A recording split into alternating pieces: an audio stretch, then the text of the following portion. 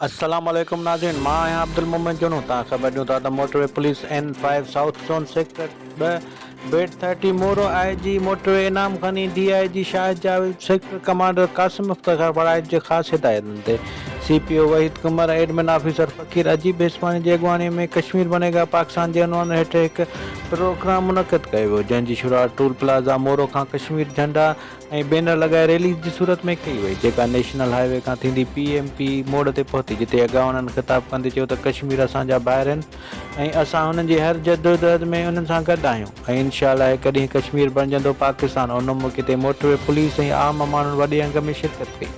बाद में कश्मीर जे शहीदनि खे ईसाल सवाब क़ुरान ख़ानीअ जी पिणु कई वई। पंहिंजे स्टाफ जूना मुरे हर क़िस्म जो AC DC सोलर सिस्टम बारे दस्तियाब आहे। प्रोपराइटर अरशद अली।